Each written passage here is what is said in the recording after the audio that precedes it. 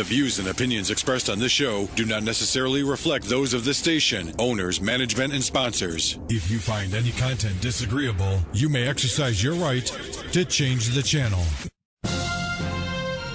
And now, a PJ and Friends original series, A More Perfect Union, with your host, Mark Lainer and Darren Vierday.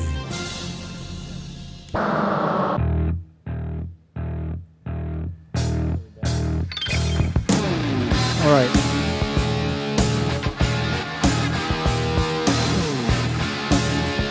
Testing 1, 2. All right, ladies and gentlemen, you're live with PJ and Friends. This is a More Perfect Union with Lainer and Darren Vierday.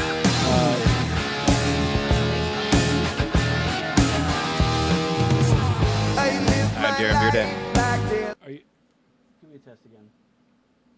I'm not hearing it on my mic. Oh, now I am. There I am. Oh, there we go. There we go. All Am right, I guys. there? I guess so. Yep. Yeah, I'm Mark Lainer. I'm Darren Vierday. Very cool. This is a More Perfect Union. Describe your show.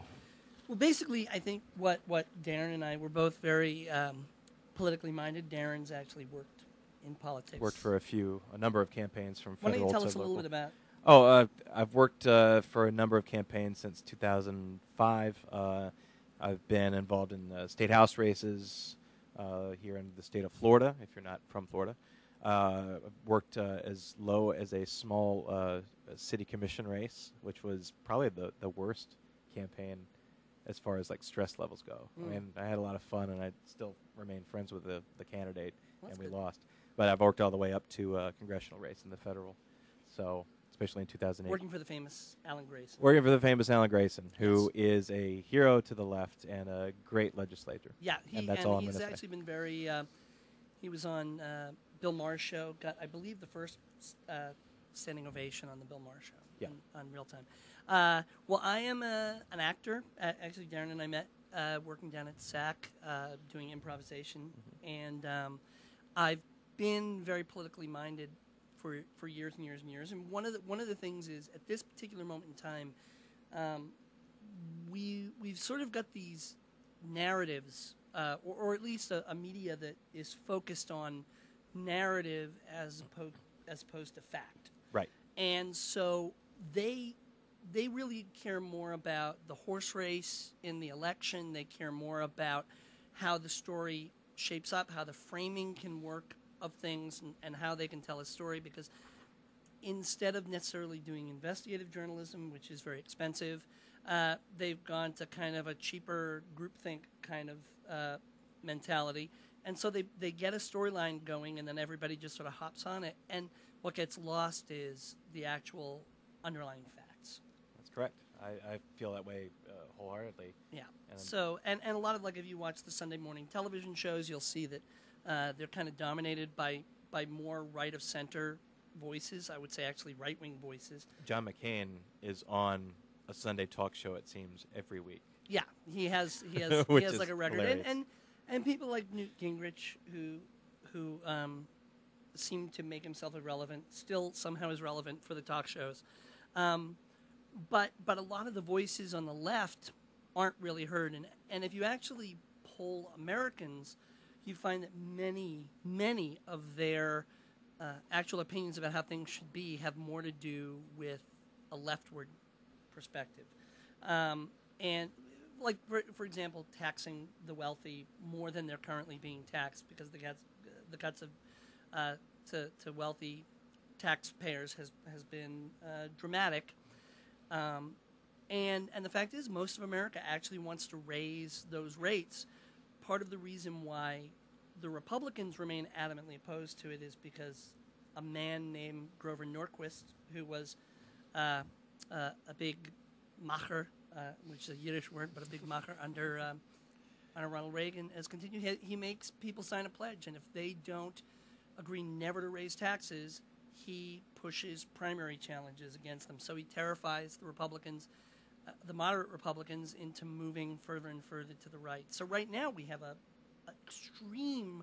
The center has moved to the right, but the American people haven't necessarily moved along with it. But the media narrative has moved along with it, and we want to maybe haul things back a little bit.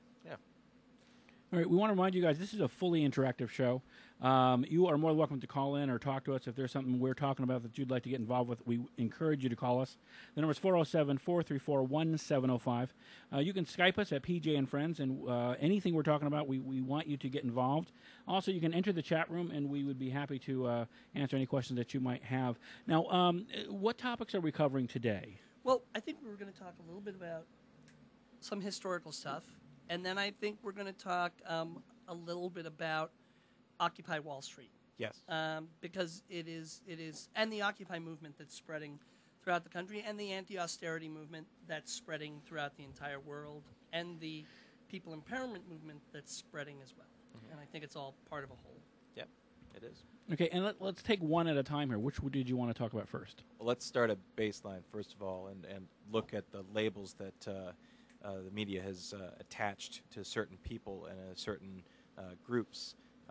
For instance, liberal and conservative, even party labels such as Democrat and Republican. It actually covers a lot more, and it's hard to actually shoehorn people into a label. For instance, like a union, a labor union might be looked at as a liberal organization, but a labor union may take a position, and they have in the past, of sometimes very conservative points. And there are unions, for example, police very unions, often support firefighters. Republican candidates, although a lot of them are rethinking those decisions given the fact that the public sector unions are now being attacked by the Republicans. Right. Firefighters are another one.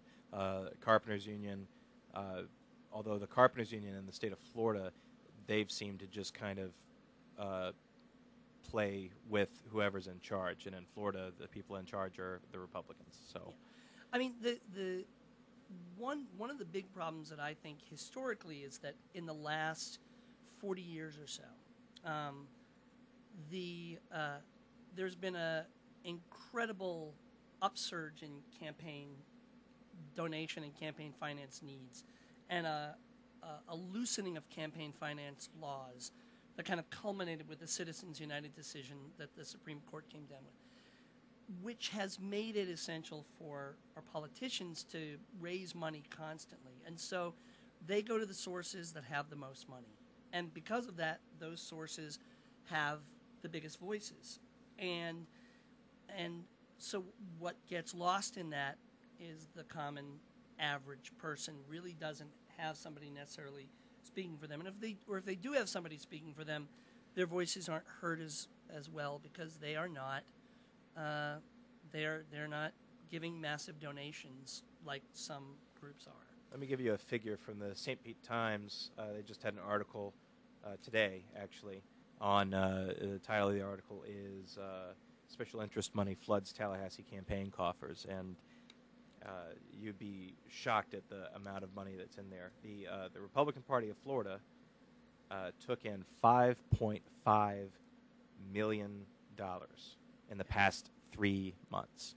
And that's I believe just that the they're quarter. also trying to lift the campaign contribution limits. There was a law that was proposed that did not make it to that legislative session last year that would have done away with campaign, or not done away with, it would have raised very significantly the amount of donations. In the state of Florida, you're limited to $500 per individual or corporation, actually. Yeah. And there's different limits on party and soft money, so-called soft money things, but they wanted to raise that limit to $10,000. Yes. Doesn't mean that there aren't ways to get around it. In that, and there are. Yeah, in the city election that I worked, we were running against a candidate who was the mayor's candidate, hand-picked candidate, and he gave this candidate $500. Gave $500 from everybody in his family, so that was 5 checks right there. Right. Then he had a whole bunch of small shell corporations set up, and in the end, she got about $10,000 for a small city race. That was just amazing. Yeah. Because that over anything that we could ever raise. So Darren is really the nuts and bolts kind of how politics works kind of guy on this. I've helped the problem. Yes, I am. I'm a lot more kind of the. I'm the kind of raging voice in the wind right. Type. But if we go back a little bit further, back at the turn of the century, there was the turn of the 19th into the 20th century, not the 20th into the 21st. There was a massive wealth gap in this country. There were the so-called robber barons who had a tremendous amount of wealth. It was hereditary wealth. And then there were workers who were making a pittance. And there was a progressive movement that was started. One of the things Teddy Roosevelt did was he busted up the trusts that were these large conglomerates, much like our too-big-to-fail banks and corporations now, that some people have talked about breaking them up, or some of the mega corporations, for example, the AT&T, T-Mobile merged company, or a lot of other large conglomerates that we've seen. Well, Teddy Roosevelt crusaded against that, also crusaded for campaign finance regulations. This was in the 1910s and 20s. 1910s. Yeah, 1910s. 1910s. Now, there was this massive, massive wealth gap. And part of the problem is that when you have a wealth gap like that, you create a kind of an instability in the economic system.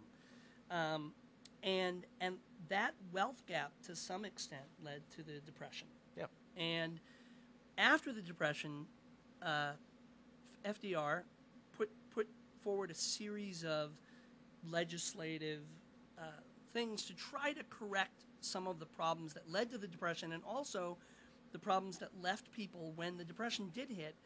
There were people who were left absolutely destitute and had nothing to rely on. So some of those things were Social Security, which was a progressive notion that you could pay into a system that would hold money, slowly gather interest, but would not be subject to the volatility of the markets, and that you could then draw on that when you were no longer required to work. Now, at the time, of course, people lived to be did not live to be as old as they do now, but at the same time, depending on what the job you have are, your active ability to work is more limited if you have a more physical job. And also, we have an unemployment problem. So if we force old people to go back to work, or older people who don't want to necessarily work go back to work, you're looking at even more of an unemployment issue. But Social Security was a way to keep people from falling into destitution when they were aged. There was an attempt to put through a universal health care law, but that did not succeed. No. There was also a series of banking regulations that were put in place, including Notably one the called Glass-Steagall Act. Glass-Steagall. And what Glass-Steagall did was it kept investment banks and regular banks, what we would think of as where you put your money banks, from commingling their money, so that an investment bank could take massive risks, but it could not take risks with depositors' money.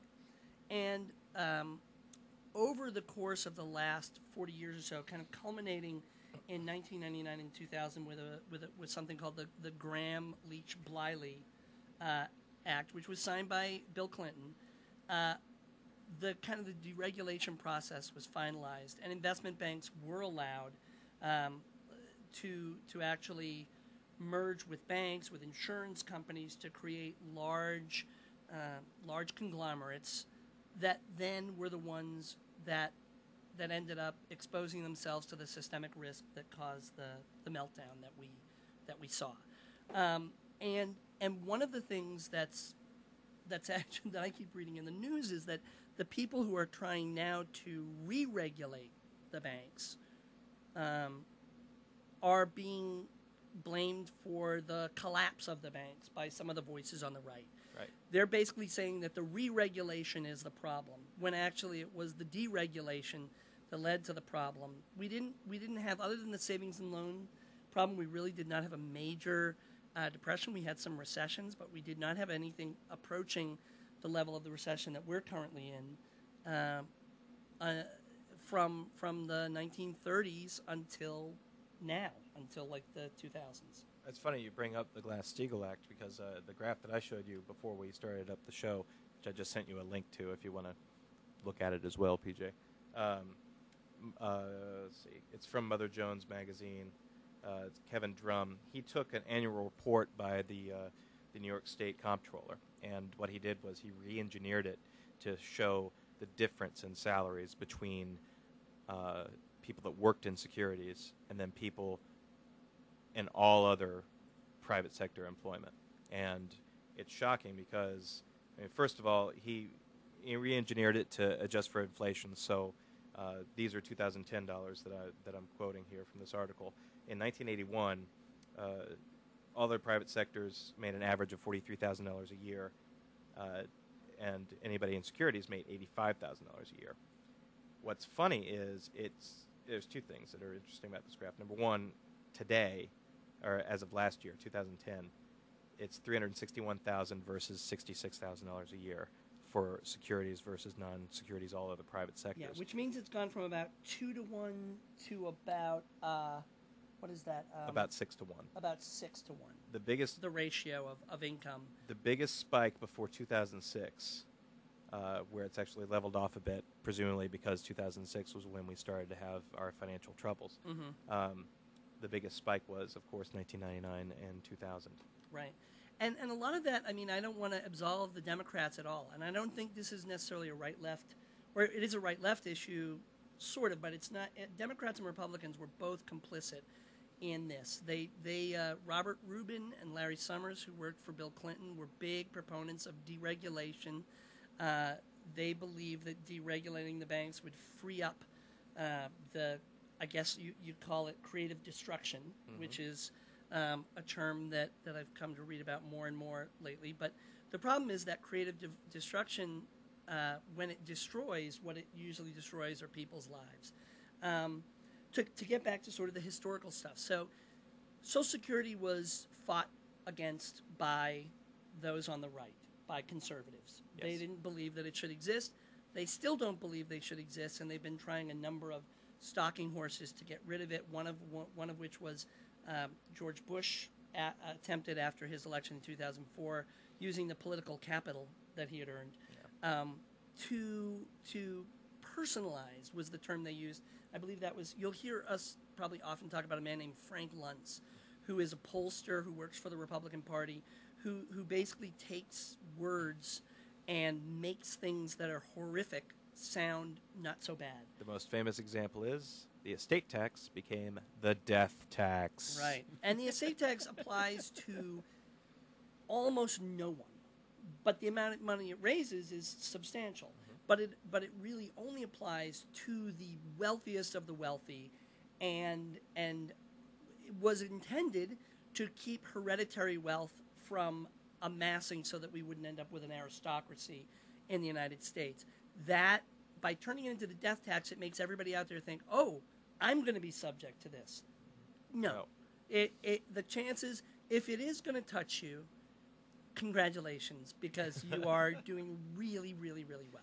And we applaud that. That's good. I mean, other things that Frank Luntz had was he took the act to roll back pollution standards and called it the Healthy Skies Initiative.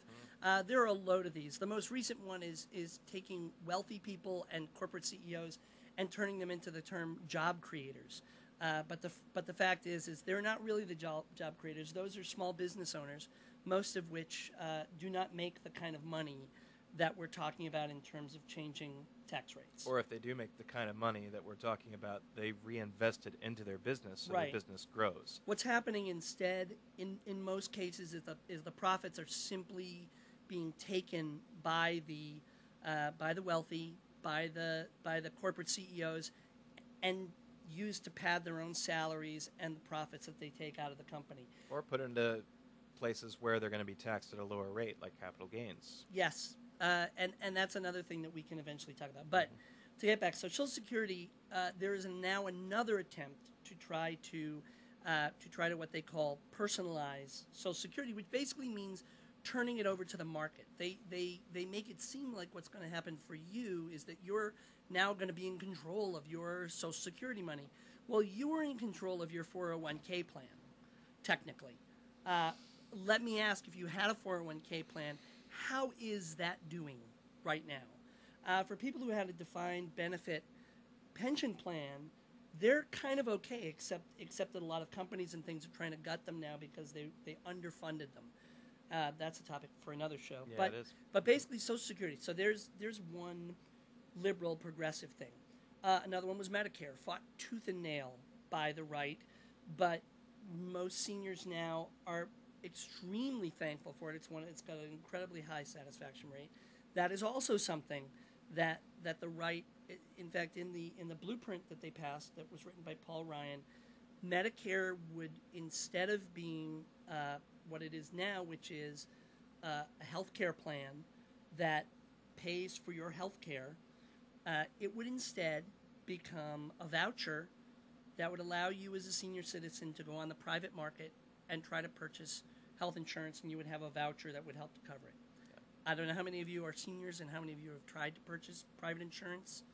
Good luck if you have any pre-existing conditions. And even if the voucher were to cover the entire cost of your more expensive health care, it actually does more damage to it would raise the debt and the deficit that Republicans are very, very adamant about bringing down. Well, there are two choices with that. Either it raises the debt, or it shifts more of the burden of the cost onto those seniors. Yep. And that's a lot of what this is about doing. A lot of the things that the Republicans are trying to do right now that are led by the very conservative fringe of the right wing is to continue to lighten the burden on those at the very top, to allow them to siphon more wealth upward, and to increase the burden on those who are in the middle, the working poor, and the poor.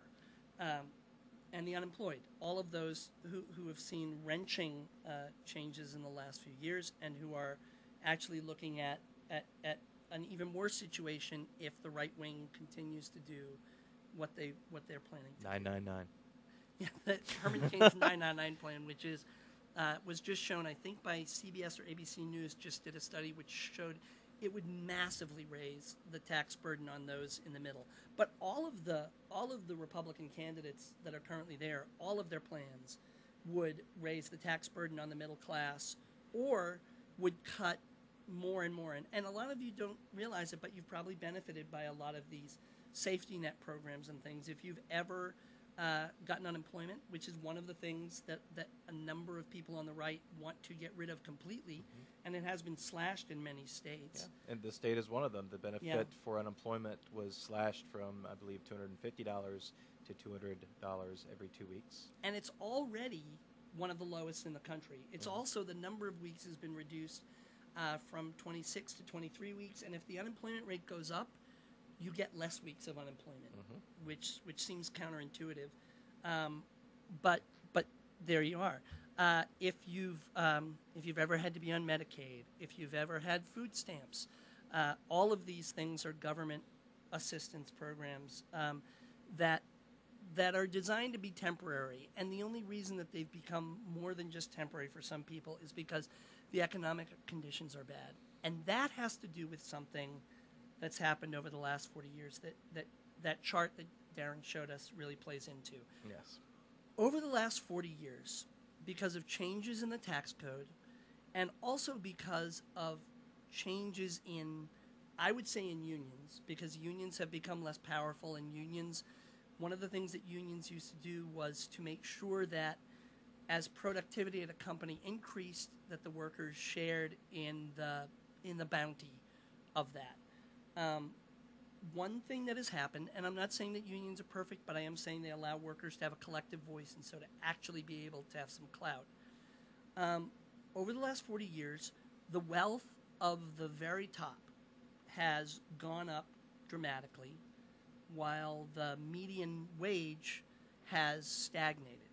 A statistic that really shocked me was that from, I believe it was 1946 to 1978, I believe were the years, of the income growth in the United States, 32% of it went to the top 10%, 68% of it went to the bottom 90%.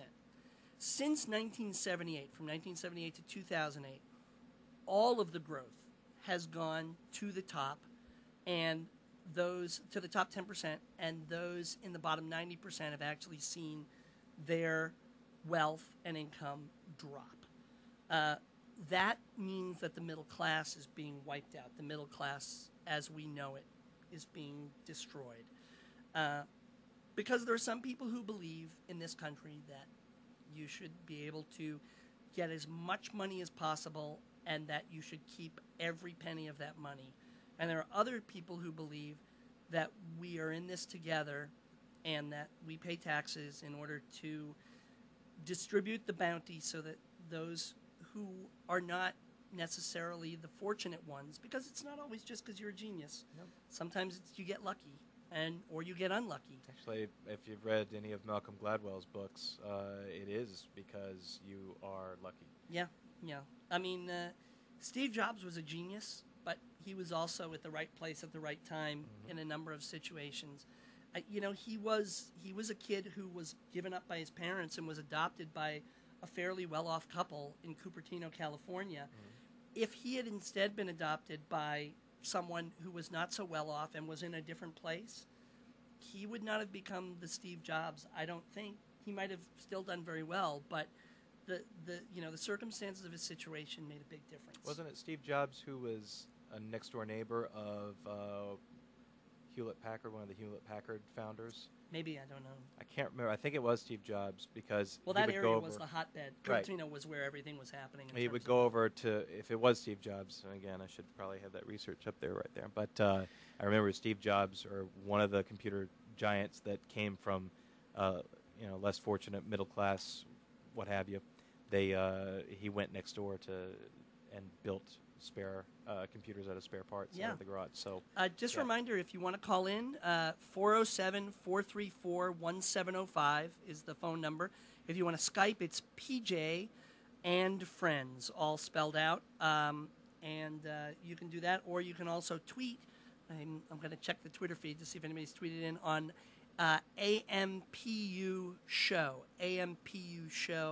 on Twitter. It's like an Inca deity. Ampu Show. And just a reminder, you guys are listening to A More Perfect Union. This is brought to you by PJ and Friends. Give me 1 second. We'll take care of this. There we go, PJ. You are listening to.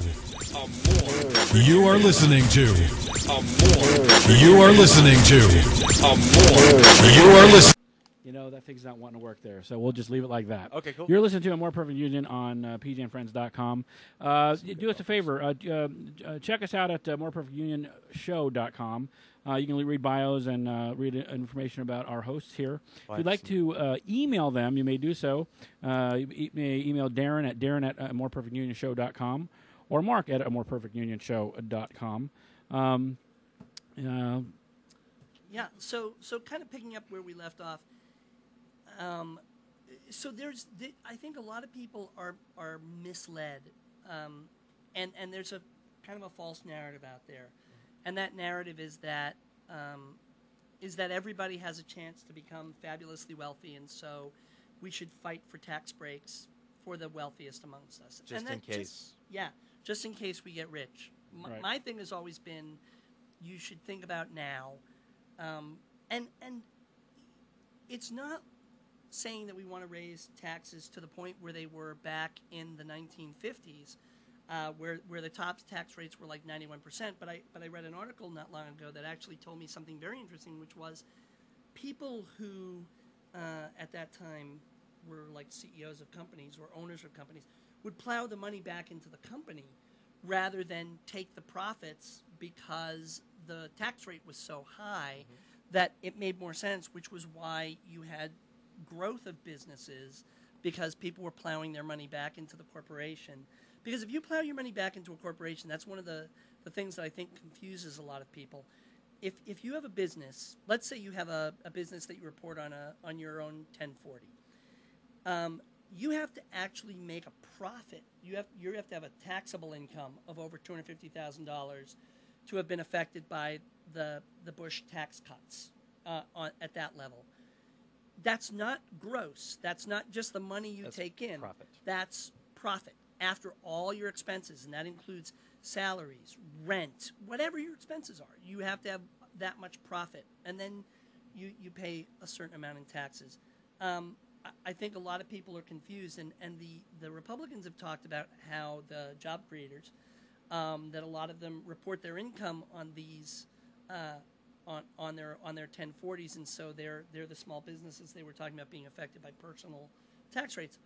Well, the fact is a lot of those are actually hedge fund managers, sole practice lawyers, surgeons, things like that, people who do make a tremendous amount of money. At some point, we also need to talk a little bit about student costs of education stuff, because that factors into this. But that's also a very large topic to handle. A lot of these are big topics, and they're big issues, and they're not really being addressed by our politicians. But also, the conversation has been obscured by the manipulation of language. Yes. We all know that supposedly Bill Clinton was a liberal president. We all know, supposedly, Barack Obama is supposedly a liberal president. Forget that. He's a socialist, yes. So do us a favor. Define that for us and give us examples, because not everybody understands what that means. Okay, well, liberal generally means favoring, I would say for me, liberal means favoring progressive policies that tend to move a society forward rather than backwards, which means more rights for minority groups, for women, for gays and lesbians, for any group that might suffer under the tyranny of the majority, that those groups gain more rights so that they can't be discriminated against. Not more rights than other people have, just the same rights that everybody else has. Also believe in a progressive tax system, which means that the more that you earn, you not only pay more in taxes, but you pay a higher rate of taxes, depending on what the needs are of the society. That we take care of the least among us, so that there's sort of a bottom that you don't drop below. And that everybody has a chance to move up in society. We believe in capitalism, but we believe in regulated capitalism, which means that there are rules so that we don't have pollution that kills people, and so that we don't have workers taken advantage of by their employers. And I think those are a lot of the common things to being a liberal.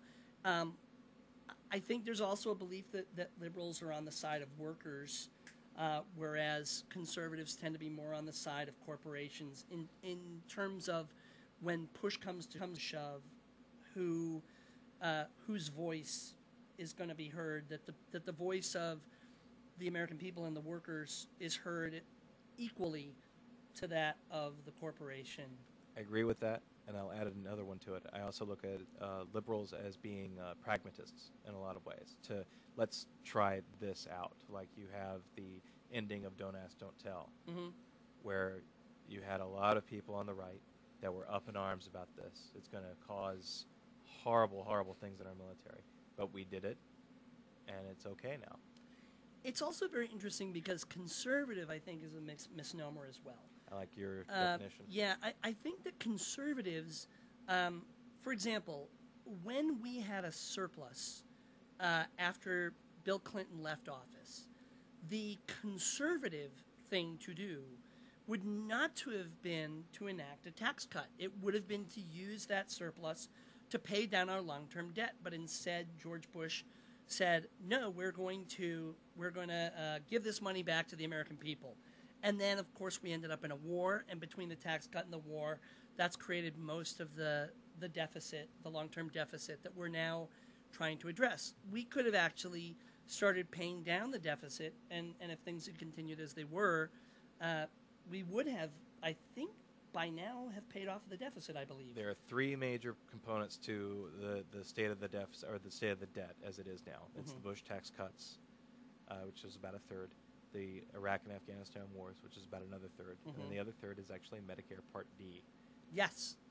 And Medicare Part D is very interesting because in order to enact something, a lot of the things is as we all know, politicians do things to attract voter blocs. And one of the So they can be things, reelected. yes, so they can be reelected.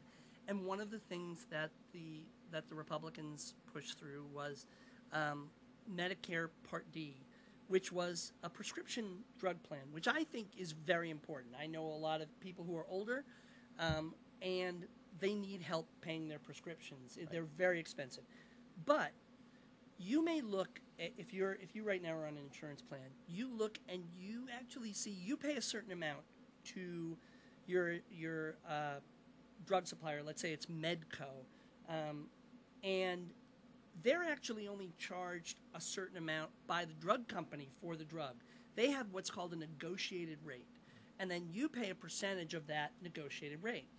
Well, one of the things that the Republicans did was they refused to allow Medicare to negotiate a rate with the pharmaceutical companies. So when we pay for health coverage, for prescription coverage, we as a country are actually paying retail to the pharmaceutical companies for those drugs that are going to the elderly. Also, if you don't have any insurance coverage, you pay retail as well. But people who are on an insurance plan do not pay retail. So by not allowing the government to negotiate a bulk rate, we actually lost billions of dollars. That was not a smart thing, but it was great for the insurance companies. It was not conservative. It was profligate, is what it was. So my feeling is that because a lot of this seemed to have started with Ronald Reagan, who is now sanctified by the Republican Party, but actually a lot of his policies were a lot further to the left than today's Republican Party is. I, of course, thought he was a right-wing fascist, but that's me because I'm a lefty. But he talked about a yearning for the 50s.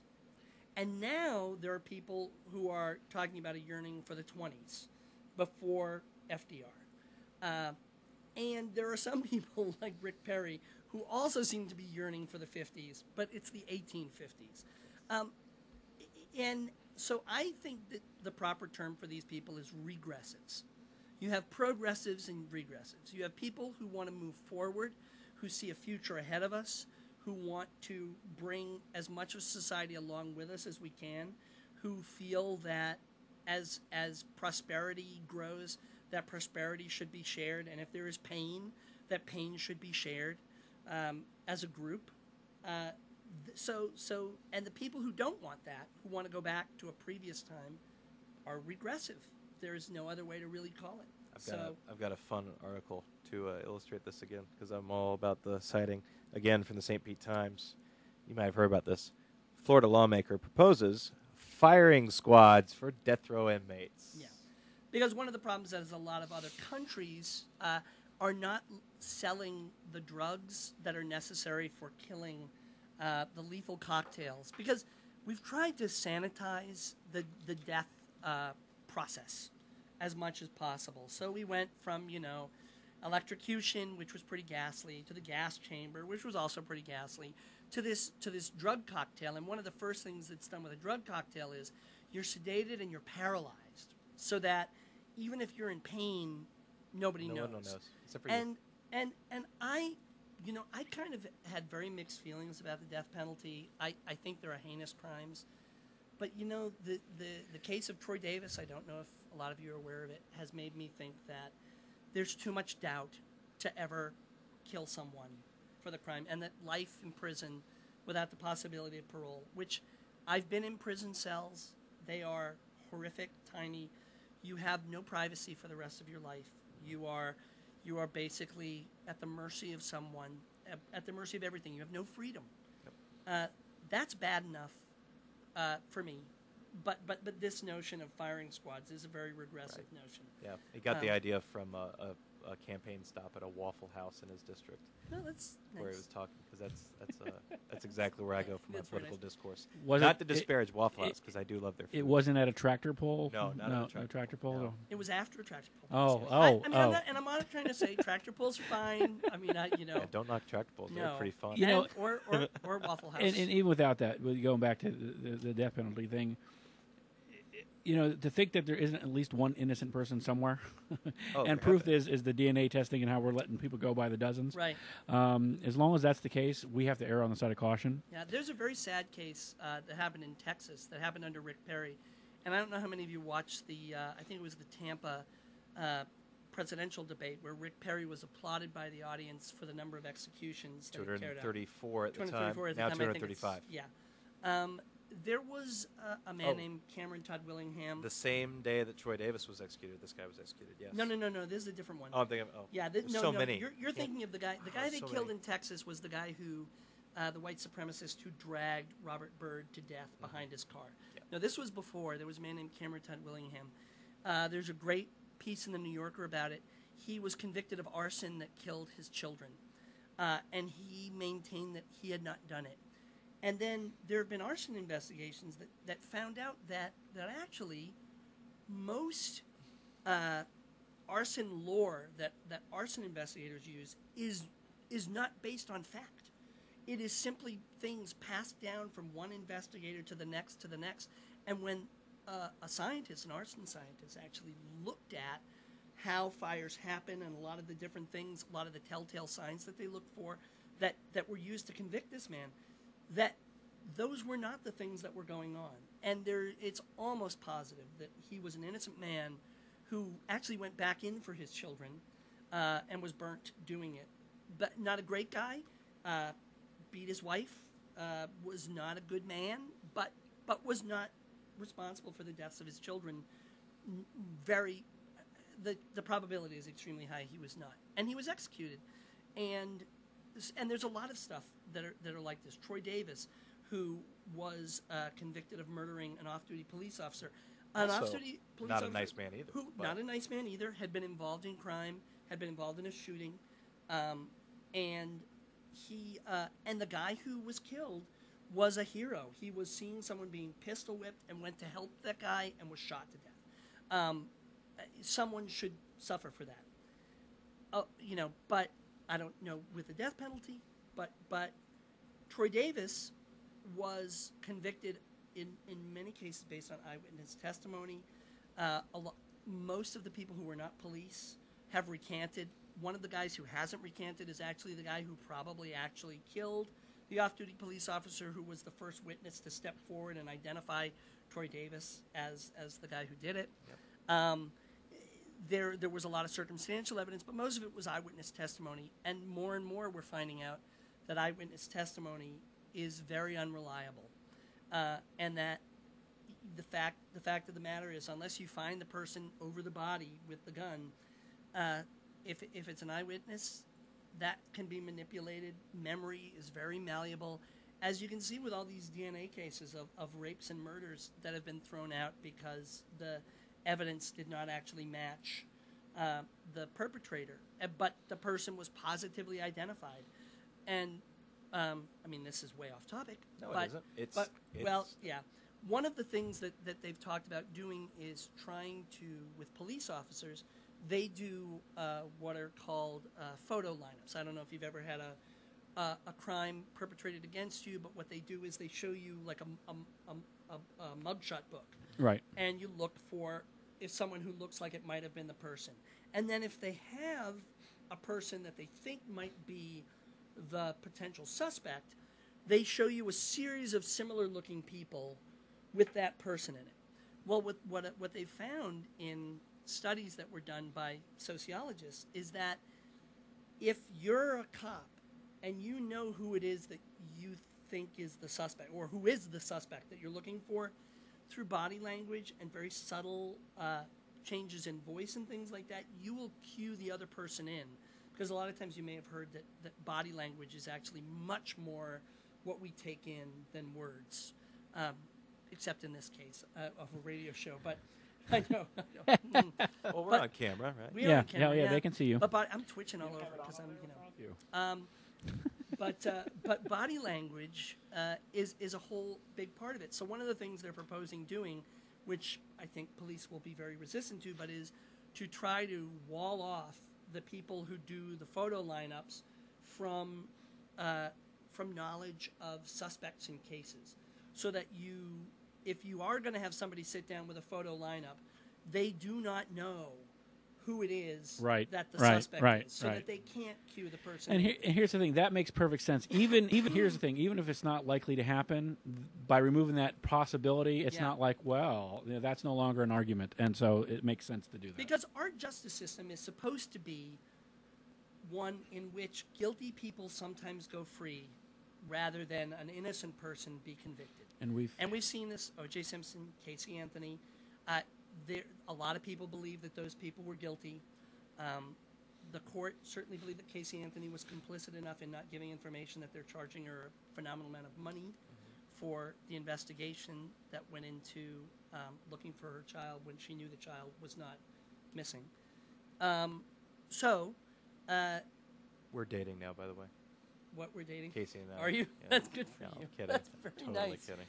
And she should date. That's OJ, for Robin. And they could golf. You could teach her to golf, and they could He's look in on golf jail. courses. Oh, that's right. He is in jail. And that I guess it eventually catches up to And him, that doesn't it? email is Darren at amoreperfectunionshow.com. Send all your angry replies to me. I'm not dating her. Please. But the thing is that you can have a different types of system. There's one in which you're presumed guilty and you have to prove yourself innocent, which is how the civil system actually works, much more along that way.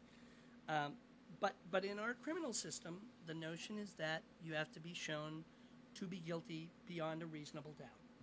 And what we're finding is that the system is often gamed to make it more difficult and to get convictions, because that's how we judge prosecutors, DAs, and police, is finding the perpetrator and closing the case. You know, as if you've watched any of those shows, turning a little red thing into black and having a solved case. Right. So, again, conservatives in many cases, or regressives, would believe that I think, I may be wrong if you're a conservative or and want to call in, but I believe that you would prefer to see someone innocent in prison rather than have a chance that someone guilty walks free. Right. Or, as far as the death penalty goes, it would be a conservative notion, small c conservative, to not put that person to death and have them live out the rest of their natural life in a small 6x6 cell. Because it's cheaper. Because it's cheaper as well. It is. And there's also the possibility, well, maybe we made a mistake on this line. Right. But it's not a big C conservative idea, No. because big C conservative idea is death penalty. And in some cases, like, let me get the guy's name right here. Yeah, Representative Brad Drake. He's from the Panhandle, of course. In his conservative viewpoint, he wants to put a lead cocktail, his words, into people. And that is fascinating. Yeah. So that's actually that's where you would have a liberal view of the death penalty, small L. So then wouldn't that really wreck his world if they privatized the jails? He wouldn't be able to do that. There would be some private prison that would Well, be they'll doing it. still be able to determine what the sentence is, but they are trying to privatize the prisons in Thankfully, Florida. it failed. But For the they're gonna minute. keep They're trying. doing He'll it. try again. Yeah. And it's already started. I mean, there are a few prison corporations that are operating corrections facilities in the state of Florida. Right. So we've talked a little bit about a lot of things that progressives have moved the country forward for, at least we thought, that are being rolled back. One of those things, and we go back again to Teddy Roosevelt, who sort of is the father of the progressive movement to a great extent, or at least was one of the great promulgators. At least domestically, yes. Domestically, yes. That's true, domestically. He also believed in the concept of national parks, public lands, public spaces that everyone could enjoy. That's another area that's under, as I'll say, regressive attack. There are a number of state legislatures, including our own, that have looked at selling off parts of state parks to private enterprises. We've already done it. In order to raise money. And rather than keeping them as public lands for everyone to enjoy. And the fact is that it's not going to drive down costs. It's not going to raise money long term for states.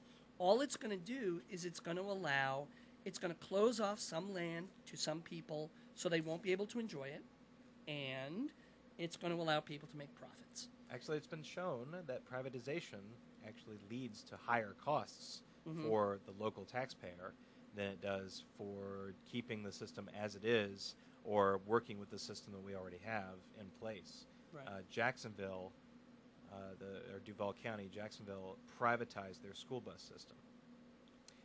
When that happened, parents were noticing a lack of service in some places, degraded service in other places. So they called their city hall, the school board, and they were up in arms about it. But they were passed on to the corporation that was running it, and it turns out the corporation running it really, they put their bid in, but they realized that the cost was much greater than what their bid was, so they cut back on services. Right.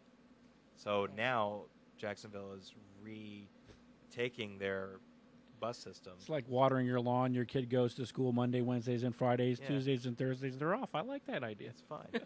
Right, so I'm not a parent. I don't care. No, just kidding. From everything to the salaries of bus drivers, which went down quite a bit, Yeah. to the lack of service that you get, plus the entire buyback of the system, buying new buses for the system because they did away with all the old buses because the company had their own buses.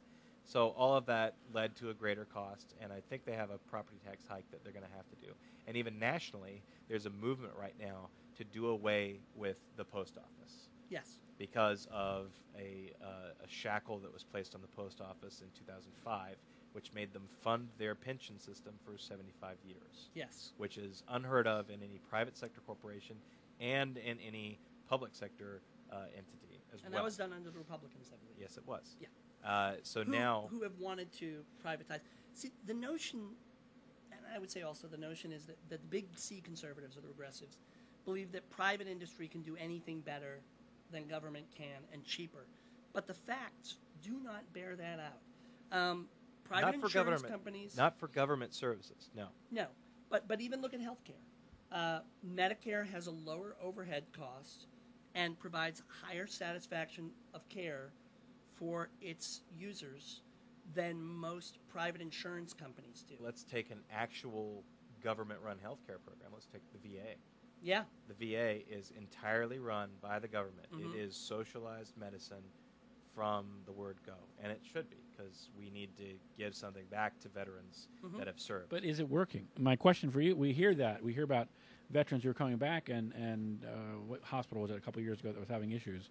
Was it Walter Reed? Walter Reed. Yeah. Yes. Walter Reed was... So are we missing the ball on that? And here's the thing. These are the same people that are running the country that can't figure out how to balance the budget that we want to give you a pill. Walter Reed was an outlier in the entire VA system. There are a lot of vets, and I've worked for Senator Nelson and got to see that, it was pretty easy to resolve any issues that were with the VA.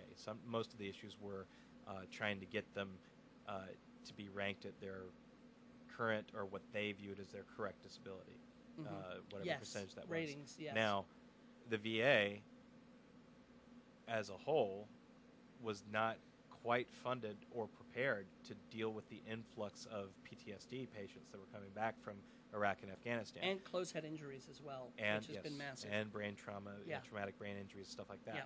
But I can tell you, statistically, as well as anecdotally, because my dad is a Marine. I was going to say former Marine, but you're never a former Marine, according to my dad. My dad is alive because of the VA, because he has skin cancer. He worked in construction union for many years, and he's out in the sun, so now he has skin cancer, but they take care of it, and he goes down there and he gets everything that he needs, and he never complains about it. It's true. You'll probably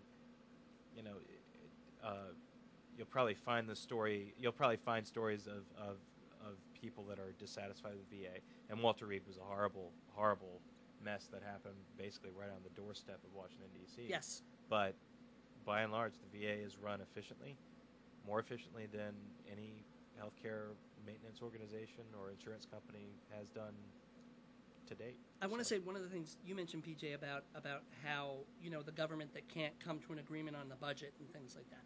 Well, the reason that the government can't come to an agreement on a budget is because one party has really been as intransigent as a political party has ever been.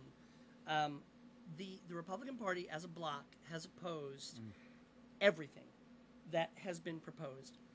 Sometimes they pretended that they were going to vote for something eventually. With the stimulus, the senators from Maine kind of toyed around with it, which was why the stimulus was smaller than economists said it should be. And now, in hindsight, when we see how bad the economic numbers were because they often don't know really what the economic numbers are immediately. It takes like a year or more to actually see what happened to GDP. And it was designed that way, too. It was disastrous and should have been about 4 times as big as it was. Yep. But they also, Obama, in an effort to try to gain Republican votes, structured it with a lot of Republican ideas in it, including a lot of tax breaks and things like that, rather than direct spending. And so now it's been looked on as a failure, even though most economists would say that if it hadn't happened, we would have dropped into a depression. Yeah. So in that case, it wasn't an utter failure. But it was opposed en masse by Republicans who then touted the stimulus spending in their own districts. If you look at the health care plan, there was the Gang of Six. This was 6 senators who were supposed to meet to help hammer out a consensus plan. Well, Charles Grassley, who's a senator from Iowa, said after it was all done that he had only continued to negotiate with the gang in order to stretch out the process. And that's when we got all the crap about death panels. Anybody out there who still thinks there are death panels? They're called insurance companies. They decide who lives and dies, and they ration care. It's also economic status. What they called death panels were actually Medicare reimbursing your doctor if you were older or you had a life-threatening condition to determine what you wanted for your end-of-life care. So that if you wanted massive intervention, if something happened, that's what you would get. If you wanted do not resuscitate to be your thing, so that if your heart stopped beating, they didn't keep trying to keep you alive, fine, you would decide that. If you wanted hospice care, you would decide that. It was all so that you could decide, and that every time your condition changed dramatically, you could meet again with your doctor, and your doctor would be reimbursed. That's what death panels were. They weren't death panels. They were allowing you to talk to your doctor about what your end-of-life care that you wanted would be, and your doctor actually had paid for it. But they demonized it. So, again, the Republicans played it out as long as they could in order to be able to try to demonize it, and then none of them voted for it. Well, what's happening now with the budget is that the Republicans keep threatening over and over again to not fund the government unless they get everything they want. And what they want is massive cuts to safety net programs and to the things that kind of make life a little bit better. Funding PBS for kids. Okay, funding parks. Let's talk about the massive cuts for a second. Let's talk about FEMA as an example. Yeah.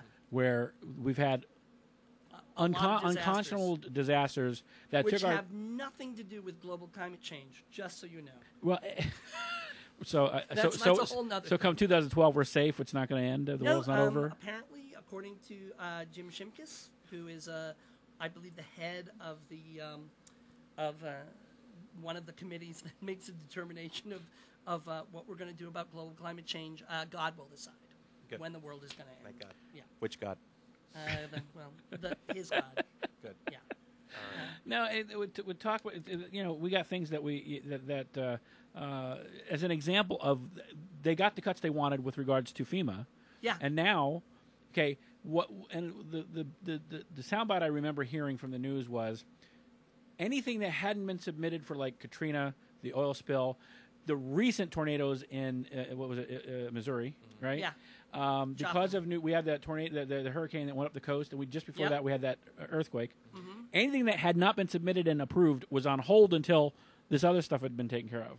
Right. And now, of course, that was tragic because we had like Vermont that had islands that didn't have islands before. Yep. And we had bridges that were washed out and roads were washed out. We've never done this before. We have never said we are not going to give emergency aid to areas that have it unless we make cuts somewhere else. Just so you know, they gave them enough money to run, I think, through November, and the price for that was taking $100 million out of the Energy Department's budget for looking for clean energy technologies for vehicles. Should Obama just bring a jar of Vaseline to the next Congress meeting and say, "Here, just use this before you fuck me"? Here's my problem with. And with you the can say president. that we're not. Yeah.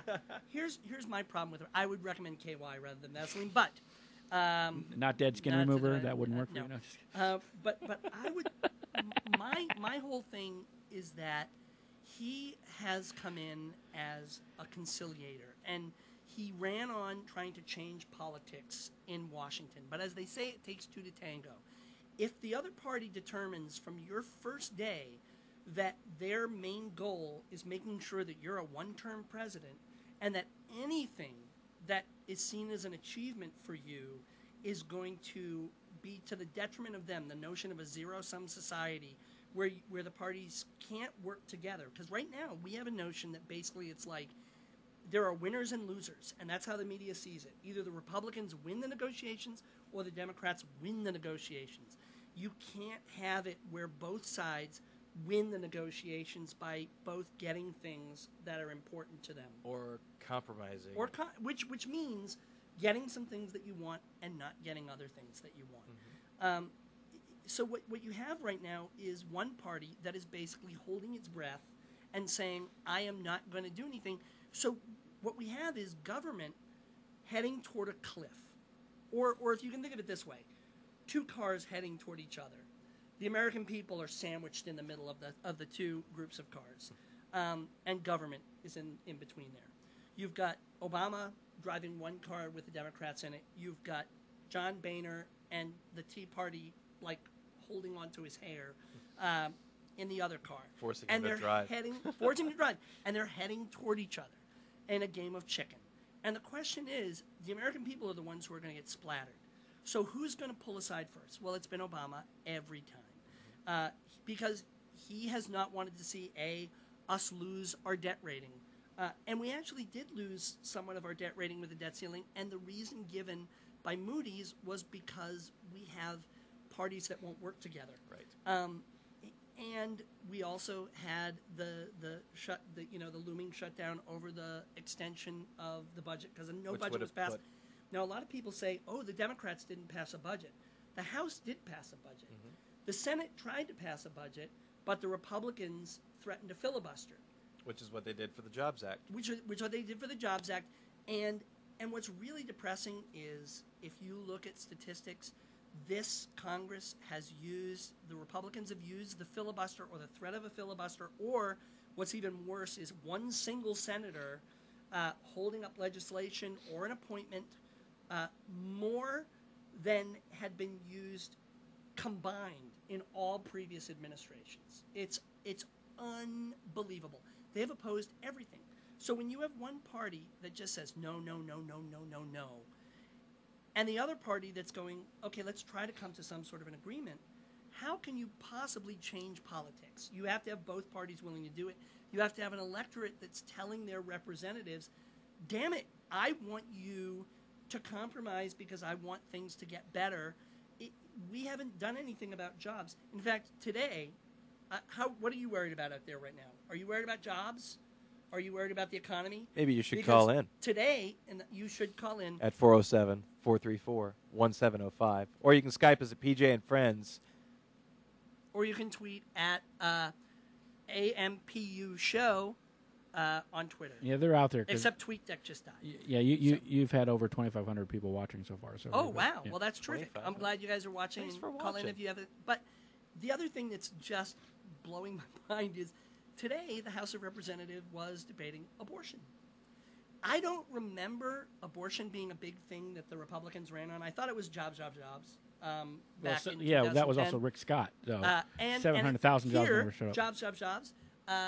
What did they pass? All over the country, the most restrictive abortion laws that we have had since Roe versus Wade. Which actually takes away jobs because there's an abortion provider out there that that's doesn't out have of a work job. right now. Yes, and it increases the unemployment rate. Oh, this is going to be because you have poor people being. I'm sorry, that is so cynical. I'm sorry, and that's just. That was the horrible comedian in me winning out over right. the Okay, and the cynic. Wait. Let's back up a little bit, though. Okay, Yeah. we're talking about jobs, all right? Yes. Barack Obama comes to town. He stops off at a local pub. Who does he have drinks with? An unemployed construction worker. Isn't it amazing how just the construction workers are out of work? Yeah.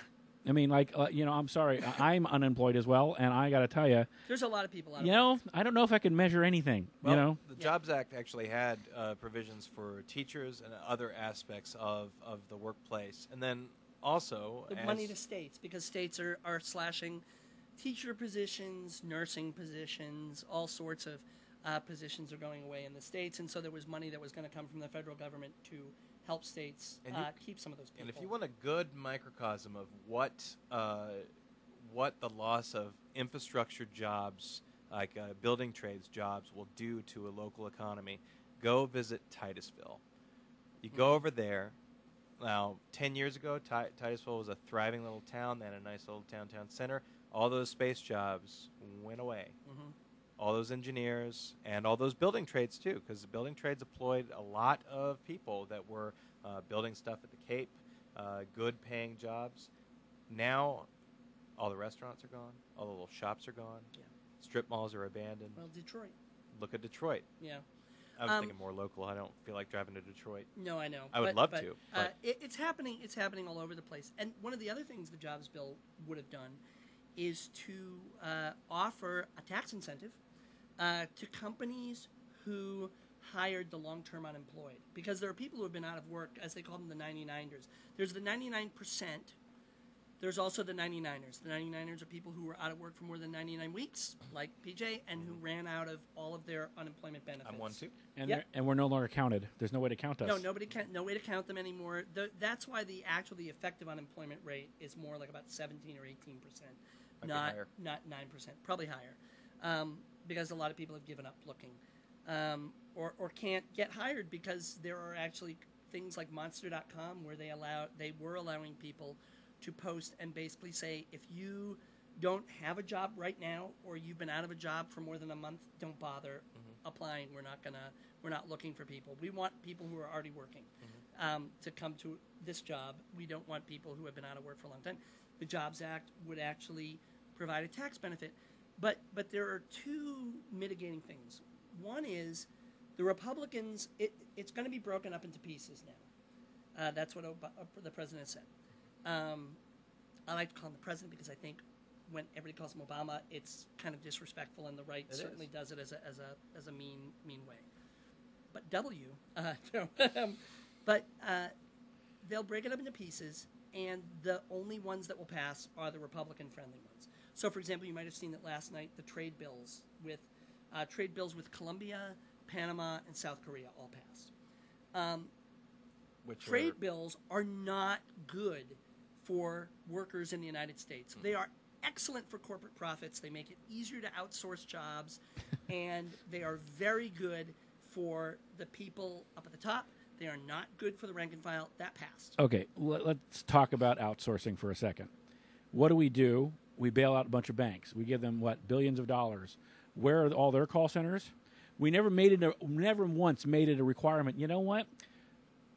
We can't control who Canada call, who people out of the country call, but people in the U.S. need to be talking to people in the U.S. Never made that a requirement. So when they're calling me because my credit card's past due or my car loan and they're getting ready to repossess my truck, I'm speaking as Habib in Middle East there versus someone here in the U.S. who could at least cuss me out in English. No, it's usually India, not so much the Middle East. Yeah. Well, I wanted to go there, so there. But actually, one of the other things that's happened is the U.S. Chamber of Commerce. Oh, and I should mention this right now. For anybody who is available Saturday morning, this coming Saturday morning at 8 a.m. at, I believe it's Dorothy J. Roberts Park, but it is right next to the Florida Chamber of Commerce downtown. There is going to be actually the local Chamber of Commerce. The local? That's the Orlando? I thought it was Orlando Chamber of Commerce. Actually, Orlando. For those of you that want to know better, it's actually next to the Gateway building where that massive shooting was a couple of years ago. So if that gives you, sorry. Okay, sorry. I don't know too soon. That one. Too soon. Big shooting. Never too soon.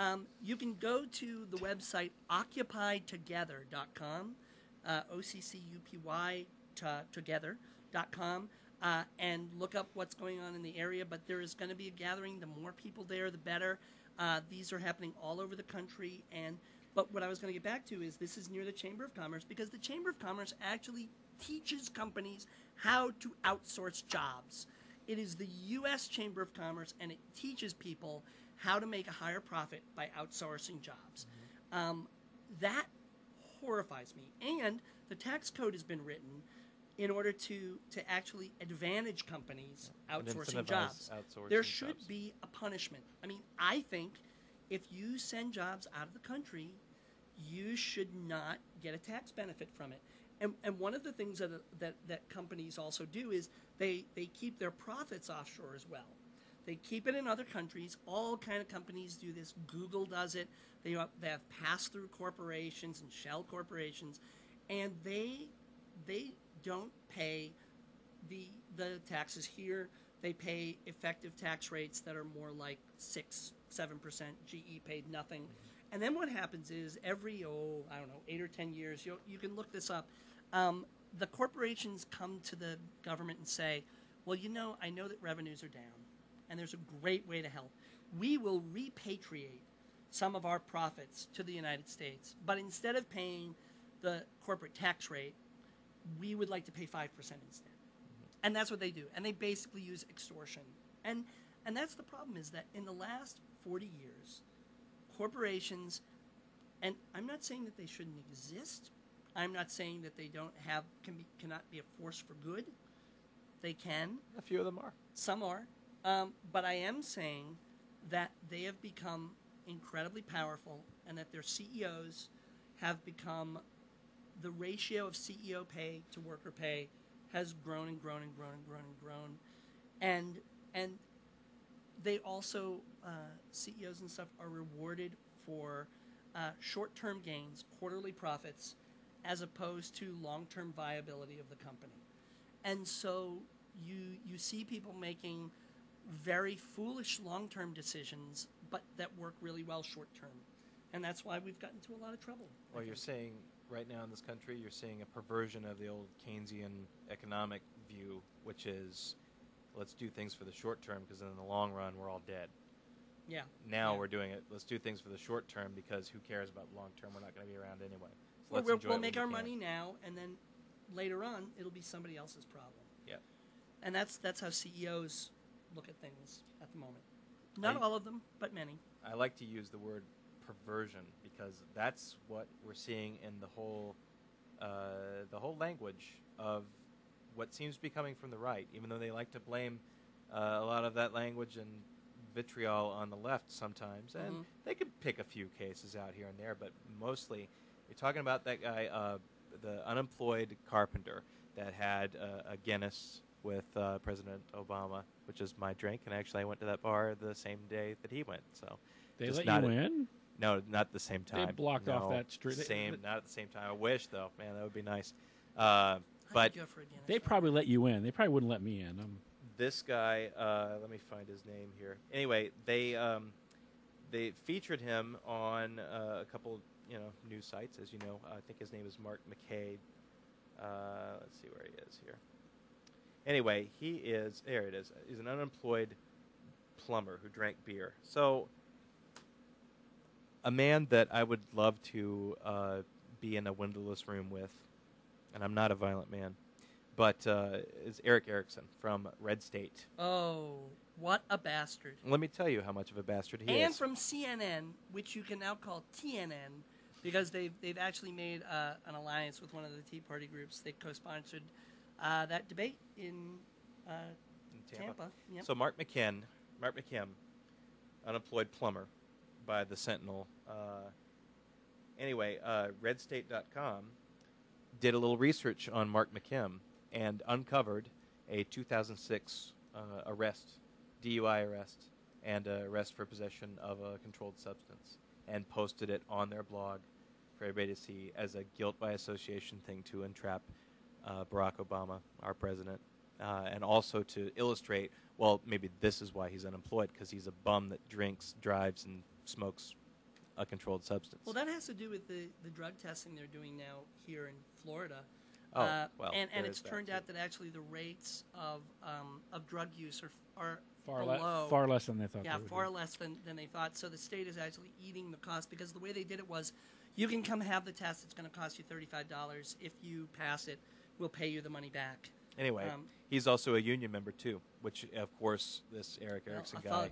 Yeah, he's a thug, and this is the same guy that has taken the rallying cry of Occupy Wall Street, whereas we are the 99%. He's taking it and saying, I am the 53%. Yeah. Which is, according to his figurings and computations, there are 53% of the people in this country that pay taxes, and the rest of them don't pay taxes. He's only basing that on federal income tax, and that doesn't include sales taxes, payroll taxes, excise taxes. It also doesn't real estate include taxes. the deductions that have been passed, like the income tax credit for Right. children, families, things like that have brought down the tax bill for middle class and poor Americans. Yeah. So, yes, they are paying taxes. It's just that they've been enacted with these programs to get there. But I have a wonderful photo of him somewhere. I don't know where it went. But it is very upsetting. Terrible. If you really want to see how this economy has affected people's lives, go to we are the 99%.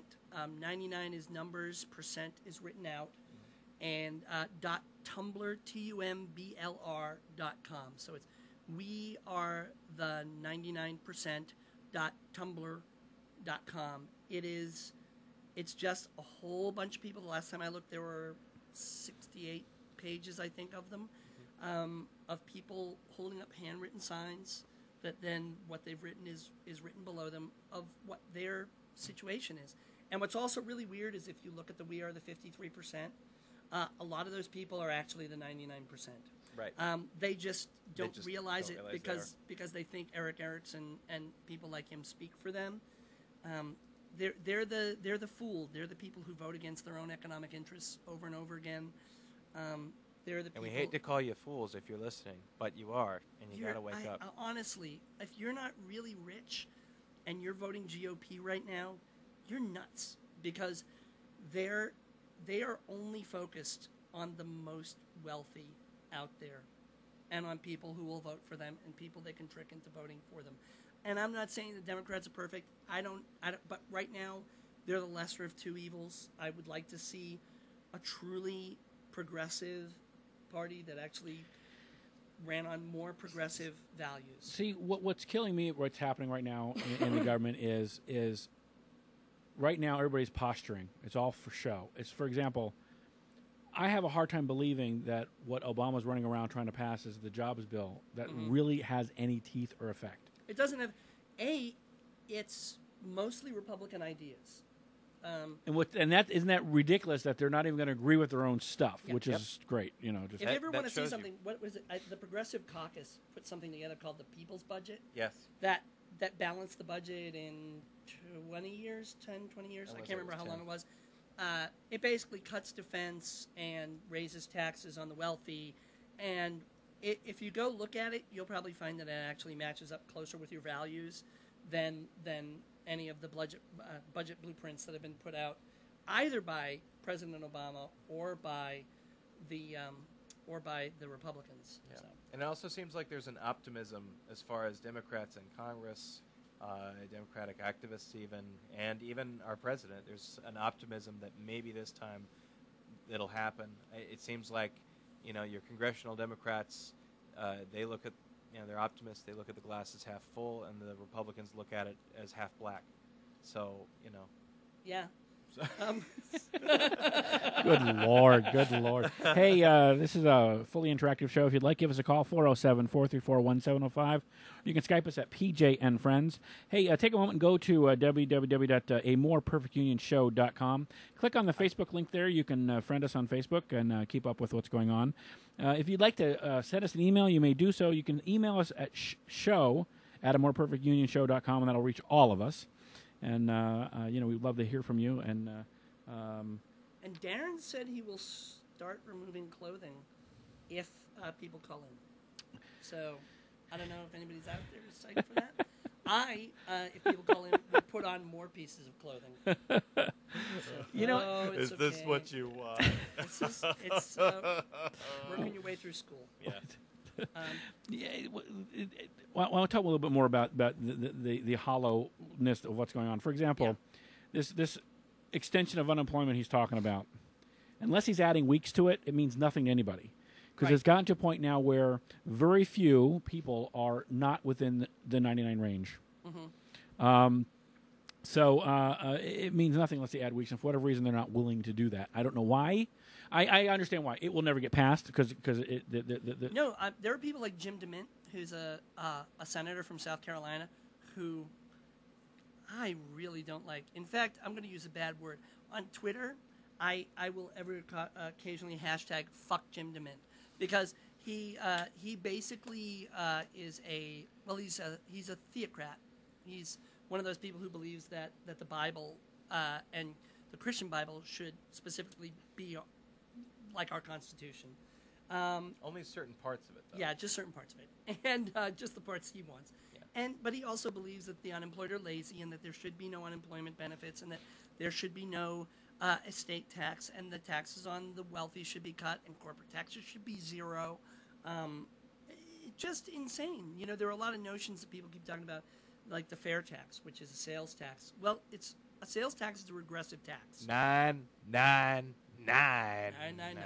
Why don't we do this? Let's take a quick break for a couple minutes, and then we'll be back in a moment. Let me make sure this is down, because we've been having some tech problems. This should work now. Let's try this. You are listening to A More Perfect Union with Mark Lainer and Darren Vierday on PJandFriends.com. All right, PJ and Friends has several ways to promote your product, service, club, group, or business. You can sponsor a segment or a show. We have over 50,000 listeners a week. We can get you heard with live reads, 15, 30, and 60-second commercials. We can do shows live on location. Go to pjandfriends.com, click on sponsors from the menu, and you can see a complete list of our offers. Or you can email me at sales@pjandfriends.com, and we'll go over that with you. One moment. Adventure Boat Club. Are you ready for the adventures of boating without the hassles? There's no need to own a boat when you can have hassle-free boating at a fraction of the cost. Join today by calling 386-788-3838 or online at adventureboatclub.net. Mention this ad for a 10% discount. Adventure Boat Club, making your dreams come true. Come true. I'm good, thank you. On the button. PJandFriends.com has several ways for you to promote your product, service, club, group, or business. You can sponsor a segment or a whole show. Advertising packages start as low as $15. We can even barter and exchange for goods and services. We can get you heard with live reads, 15, 30, and 60-second commercials. We can do shows live on location.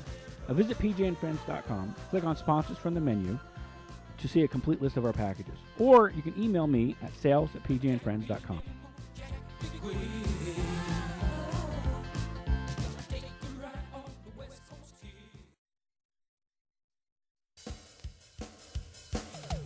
Fun Spot Days are here again. We'll drive the tracks and rides again. We'll fly the sky and thrill again. Fun Spot Days are here again.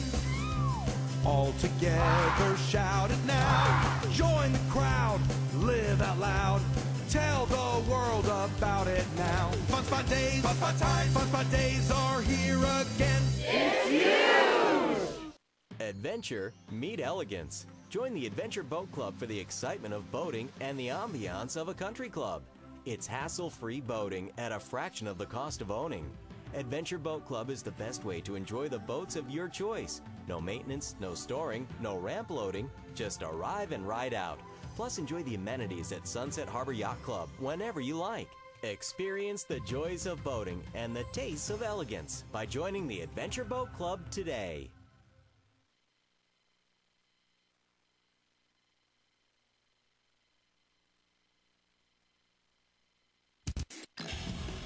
You are listening to A More Perfect Union with Mark Lainer and Darren Vierday on PJandFriends.com.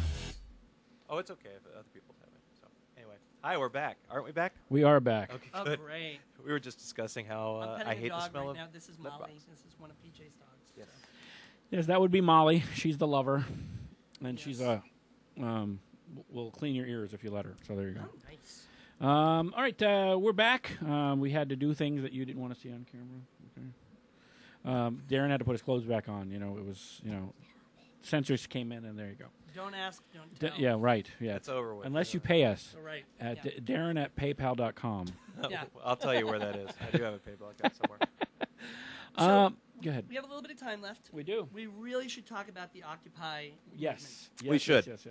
It has been derided from the get-go by the same network that promoted a similar movement in The 2010, Tea Party. the Tea Party. Yeah. And I've got, you can go on the web and just look and see all the, dirty I'm sure hippies. The Daily Show will probably. Daily Show has nice. done a great Yeah. job doing that. My favorite as of late is a Kentucky city commissioner who is a GOP official. He said he feels like going Taliban on the Wall Street occupiers. That's good. That furthers the dialogue there. But I also like Eric Cantor, who is the House Majority Leader, who every time he opens his mouth says something else that just. I really, if the president does not win in 2012, I would like his first act to be to punch Eric Cantor in the mouth. There's a great hard. Onion article I that you would should really. see. Oh my gosh! But anyway, Eric Cantor said that he is concerned about the mob taking over Wall Street when the Tea Party was strapping on guns and going to the president's rallies. Right. We're strapping on drums. Yeah. That's it. It's, I'm sorry, one is nonviolent, and one constantly uses the threat of violence. What do Second Amendment you think the violence. real concern is here? We've had other countries, and we're talking about like the third world ones with, what was it, Iran, Spring. the Middle Eastern countries where they had some massive uprisings. Yeah. And I have to honestly say, it's about damn time people. I don't want to see anybody get hurt, but unfortunately, it's been a long time for this country to do anything of this nature. What was it, the 60s, 70s? Yeah. The 60s and the 70s, and before that, it was the union movements of the 20s and 30s, where a lot, and earlier, when a lot of people got killed to form the unions. And people are getting injured now in the same sort of tactics. You had the pepper spray incident that happened almost 2 weeks ago now. Actually, I will post, for anybody who's interested, I will cross-post a YouTube video that I think is entitled Occupied Together, but I'm not sure. It basically shows President Obama and Secretary of State Clinton talking about the freedom movements all over the world, and it's juxtaposed with imagery of the police attacking and beating and telling protesters to shut up or they'll be arrested. Here, I mean, it really is, and what's sad to me is that, there are a lot of people at the Tea Party who said, "Well, Obama is a fascist," and the fact is what's happening right now is kind of fascist. But the president isn't directing the New York Police Department to he's pepper not. spray people. And I personally would That's like Mayor to see Bloomberg him. doing. I would like to see him go to Wall Street and support what they're doing. But even for making vague noises in support of them, he has been excoriated by the right. Well, here's an interesting poll that just came out. The right who are wrong. The right who are wrong, yes. Interesting poll. This Is that- just in. This just in. New York's, NBC Wall Street Journal poll show that Americans support, this is from Think Progress, by the way, You thinkprogress.org. can't believe anything they say because they're a liberal think Oh, I'm tank. sorry. Here, let me go to the actual site. Here we go. NBC News Wall Street Journal survey done October 6th through the 10th. Sample And size. as we know, the Wall Street Journal is a very, very liberal Rupert Murdoch newspaper. This is true. Now, they've done landlines, and the data, if you are a political scientist or have any sort of interest in statistics that go beyond looking at the results, you can see the methodology of the poll, which is really interesting. I won't bore you to death with details because Mark will fall asleep again. But they found they interviewed 1,000 adults, including 200 cell phone only respondents. Oh, which is good Yes. because it turns out that A lot of people don't. I don't have a landline anymore. No, a lot of people don't, Yep. especially younger people, and so they've been missed in polling. Yep. So, But we're the yeah. working poor that have cell phones. So anyway, they found that 31% were in favor of the Occupy Wall Street folks, then 18% that were opposed. But they view the Tea Party negatively, 28% in favor to 48% opposed. Yeah. So you're seeing that whereas the American public, maybe unless you were participants in the Tea Party, and actually there have been Tea Party folks that have shown up at Occupied Wall Street and were welcomed. Sure, Yeah. come on in. I would like to say that as a caveat, the Occupy Wall Street movement hasn't been around for as long as the Tea Party has. The Tea Party has managed to This is true. to wear out its welcome. I don't know what will happen long term. I hope that the Occupy movement continues. I will also say there's a real misconception that I would like to clear up for anybody who's out there. A lot of people think that it was TARP and the bailouts and things like that that initially animated the Tea Party. Rick Santelli, who was a CNBC reporter, He's a trader and reporter. yeah, trader and reporter. That's right. Was on the floor of the exchange in Chicago, the Mercantile Exchange, and he did this rant.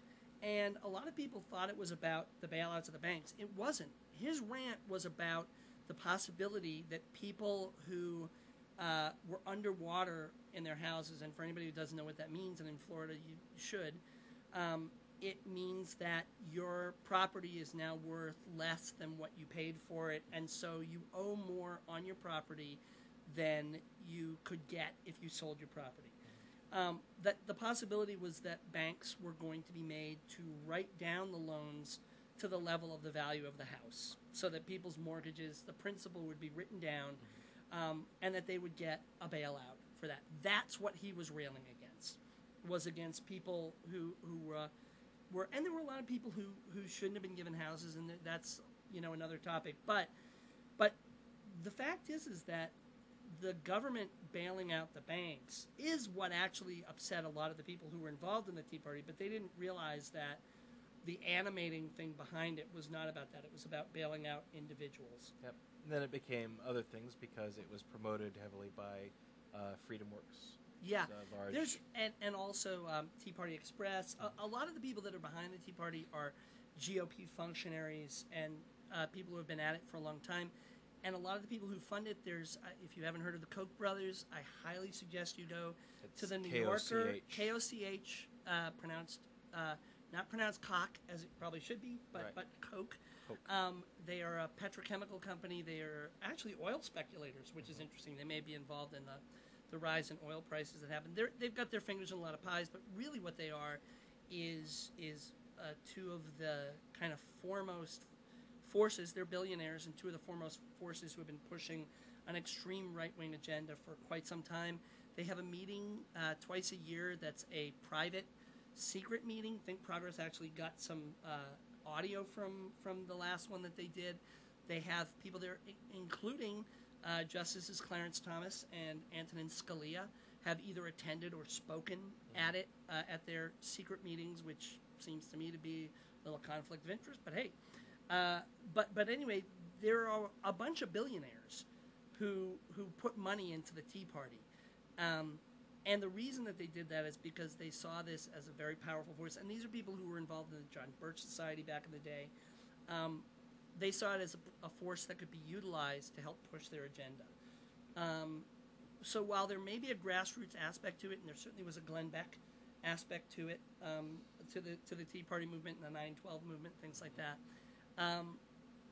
There is a lot of money behind it. So far, not really for Occupy Wall Street. The unions have joined them, but have said that they don't want to control what's going on. They want to let it be what it's going to be. So it's in the process of developing. My former employer showed up there. Really? Yep, he's showed up and he's saying, now I don't know what the official... Are you talking about Alan Grayson? Uh-huh. Oh, yeah. He's shown up, of course, and he's saying that he is the spokesperson for Occupy Wall Street. I'll tell you what actually happened. He was on Real Time with Bill Maher. Okay. And he was on with P.J. O'Rourke, who is sometimes on Wait, Don't Tell Me, which is a great show on NPR, which won't be on anymore because they're going to cut the funding to NPR. are. No, They're going to try. that won't Anyway, P.J. O'Rourke was one of the National Lampoon editors. He's funny, but he's also he's a conservative, and he sometimes says really things that land flat. And he likes to make fun of pretty much everything. And they were talking about the Occupy movement, and he was talking about basically hippies with drums and things like that. And at one point, Alan Grayson was talking about the different concerns that they have. The concerns of the Occupy Wall Street people are that there's a massive wealth gap in this country, that the banks got bailed out, but the individuals are still suffering, that kids are graduating from college with mountains of student debt because colleges become more expensive, and while student loans are federally backed, they're privately funded. So they're left with massive amounts of debt and now no prospects of jobs. So they're down there terrified for their future. There's other people. So Alan Grayson was talking about the fact that they may not have a manifesto at this point, but they certainly have concerns that they're trying to express. And P.J. O'Rourke said something like, "Oh, so are you their spokesman?" And he said, "Well, they don't have a spokesman, but if I, have to be their spokesman, I would be happy to be their spokesman." And I believe that's why the audience stood up and applauded him. Okay, good. So I think he's willing, of course, to be the mouthpiece for it. And I think if Anthony Weiner hadn't been playing with himself so recently, he probably would have been down there too. Yes. Trying to do it. God, I hate it when the ones that I actually like are morons and think with their little head instead of their big head. Yeah. Here's God, a I rule hate to it. any politicians or wannabe politicians: don't ever tweet photos of your junk. That's rule number one. It's a pretty good rule. There's a reason it's called junk. Yep. The Girls other don't thing wanna is see that. I do have an idea, and if anybody else wants to get behind this, I want to replace our entire political system. Instead of a series of elections, we have it's like jury duty or the draft. Like a lottery. You have to be in it. If you're a citizen, you have to be in it, and your name comes up when it's time for new senators or representatives or whatever, and that someone comes to your house and says, "Congratulations, Senator Vierday, you've got next 6 years, you're going to be in Washington. Go." You'd have to do away with political contributions, which Sure. which is not going to happen. I already want to. I do believe that we face three great problems in the country. One of them is a growing wealth gap, which I think is dangerous, and a shrinking middle class, of course. Secondly, I think that we have got to change the campaign finance system, because if we don't have a system where money is not the thing that's the most important, then most people's voices get drowned out. And the third thing that I think is problematic is that corporations have become are not sharing the bounty with workers. I think there was another thing that I had, and I can't remember what it was. And if I do, I will put it on the Facebook blog. That corporations are people. Well, the corporations are people thing, which was a result of something entered by a clerk in the late 1800s in a railroad case, and then has been taken up and run with by the Supreme Court is nuts. Although I do agree with the death penalty in the case of corporations who kill people. So, they have it in China. That would be interesting. I know. Corporations would be put to death. Well, if they do killed say that everybody. Arthur Anderson suffered basically a corporate death penalty for its role in the Enron scandal. Yeah. But anyway, I do think the wealth gap and the campaign finance, it's nuts. And the fact that people can lie in their campaign ads in fact, one thing that upset me is, as much as I admire Alan Grayson, that Taliban Dan ad that he ran was completely awful. It was 100% falsehood. 100% falsehood and shameful. And I don't think that anybody should be running those kinds of ads. But the fact is that on the right, the other thing that concerns me about campaign finance is the lack of transparency, because you can now donate money through organizations, and huge amounts of money, and nobody knows where it's coming from, and it's used for very misleading advertising. Here's rule number 2 about being a politician. If you're an incumbent, run like one. If you're a challenger, that's when you throw all the bombs that you can and try to knock it off. And that's when, negative campaigning, it works. Unfortunately, it works. Sometimes it backfires in the case of that Taliban Dan ad. I thought that was a bad ad. I thought the stuff he did on the floor, though, I really appreciated that. As silly and kind of cloying as the Alan Grayson Saved Our Schools ad, perfect. It was perfect because that's what he did. Well, his ad with the suitcase of money. I was there. Like, were you? Yeah, I was on that shoot. That was ad. the first one. Yeah, that's it was. Yeah, you were in a couple of those. Yes, I was in a couple of those. Now the other thing is that bound and gagged. It was job requirement. Gagged really? on that one. Yeah, there was a in fact our friend Chris Dinger was in that one too. Oh, Dinger and Benji was really? too. We had it was SAC, what was it? Our improvisers. The Heist. It was called the Heist or whatever it was, and it had like Alan Grayson's going to stop these corporate CEOs that are robbing all of the workers blind, and so all of us were tied up and bound and gagged. It was very funny. So I would also say that if you do want to see somebody who is actually out there day after day fighting for the middle class, check out Senator Bernie Sanders. He is a very articulate voice. Yes, he's a socialist, but in these days, a socialist is pretty much a moderate compared to if you look at his if you look at how far the center has moved. And or at least the political center in Washington. And if Bernie Sanders is still too liberal for you, check out and reelect one of our senators from Florida, Bill Nelson, because he's done a lot of good. He has. He's a little conservative. I know he's a little conservative for you, really but is you won't find you will not find a bigger proponent for the space program. Well, then he's been to space. Yeah, well, he has been in space. Yeah. Or a bigger proponent for environmental causes. Yeah. And women's rights as well. And women's rights, and a lot of other things. Which are things. under attack right now. Yep. And he was speaking up in favor of the jobs bill, which is a lot of the left-leaning blogs will kind of discount him, but for him to take that stand when he's facing re-election is pretty big. Well, so. I hope so.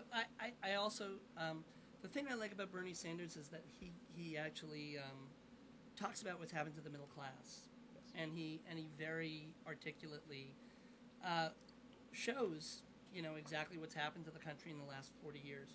I think on a future show maybe we'll talk about something called the Powell Memo. Maybe we'll get everybody give homework, but the Powell Memo. Yeah, we'll have to do that. Do you know the Powell Memo? You must know the Powell Memo. Yes, I do. We got like 15 minutes left. Right, we're going until 9. Yeah. So we should probably talk about this Occupy New York. Yes. Occupy Wall Street. Occupy movement. First of all, we should probably put that up there because we are the 99% as well. So we add that to our collage. I'm demi-employed, but I don't have anything. I'm underemployed. Yes. So soon to be, hopefully, overemployed. It's not like I'm Eric Erickson and work 3 jobs. He actually put that up. He had a sign that said, "I work 3 jobs." Okay, you run a website. You're a contributor at CNN, and you're a douchebag. And you're a douchebag, a professional douchebag. Yeah. That's hard work. It is. Remind me never to get you guys to hate me, okay? Well, just don't post personal information and try to attack poor unemployed union brothers. Whenever I get the urge to sext, I think about what would Chris Christie do. He wouldn't do it because he couldn't find it. So. Lay off the fact. I'm no different than he is. Look I at gotta me. say, See I me. have to say, I am very sad that he will not be running I'm not. for office. He's a prick. But he hasn't run for anything in a long time. Well, no. He kind of ambles slowly or takes a helicopter in a limo. But here's the thing, though: is he going to be? Is he going to be on someone's ticket? He might be. Romney Marco wants him. Rubio has been denying it, but he might also be on someone's ticket. Yeah, Mitt Romney wants that Chris Christie magic because he needs it. Rush Limbaugh is not, who is, and as you know, if you're a Republican presidential candidate, you have to have the blessings of the Pope with talent on loan from God. Yeah. So I'm sorry. What'd you say? I couldn't hear. Oh, talent on loan from God. No, I got you. Yeah. Let's go back to the New I York. wish God would Yes, take anyway. it back, actually. Please take it back, please. And him. Just Yeah. take him. Anyway, Occupy Wall Street. Citywide. Ocala has an Occupy movement. Tampa has an Ocala or an Occupy movement. Orlando's going to have one on the 15th. Yep. You should be there. Which 8 is o'clock. Saturday. 8 o'clock. I also wanted to say, tonight in New York, there is a plan tomorrow morning to clean. clear all of the people who are in the park, Zuccotti Park, which is privately owned, but by agreement with the city that was made a long time ago, is open to anyone publicly and is close to Wall Street, as close as they can really get.